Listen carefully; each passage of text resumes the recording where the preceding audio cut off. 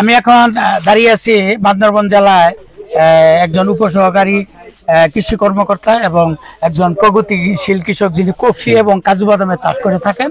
আমি প্রথমে উপসহকারী কৃষি অফিসার হিসাবে প্রতিক্রিয়া জানতে চাই কিভাবে কাজু বাদাম এবং কফি কৃষকরা চাষ করে, তাদের কি সমস্যা হয়, আপনি কিভাবে সমাধান করে থাকেন, এই ব্যাপারে একটু বলবেন কি? ধন্যবাদ আপনাকে। আমি হচ্ছে উপসহকারী কৃষি কর্মকর্তা সোয়ালক ব্লক, সোয়ালক ইউনিয়নের।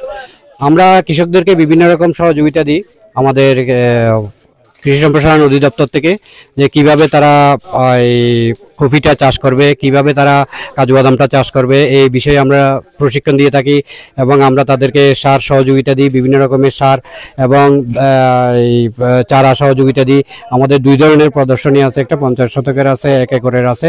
যে কৃষক যেই বাগানের যার যতটুকু জায়গা আছে সে ওই পরিমাণে প্রদর্শনী নেয় এবং আমরা সর্বাত্মক সহযোগিতা করি তাদেরকে।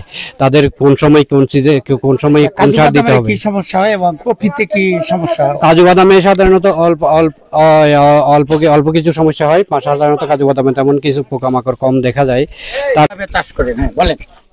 কফি চাষ সব জায়গাতে হবে। আচ্ছা, আর একটা কথা, যে জায়গায় বিদেশিরা যদি মনকে মন বেশি বিক্রি করে, আমরা 1 কেজি বিক্রি করলে আমাদের সফলতা বলে মনে করি। আর কাজু বাদাম সরি, আমার রিসার্চে বলে এই চিম্বুক পাহাড়ে কাজু বাদাম অতিরিক্ত বাতাসের কারণে কাজু বাদাম। আচ্ছা, আপনাকে অসংখ্য ধন্যবাদ।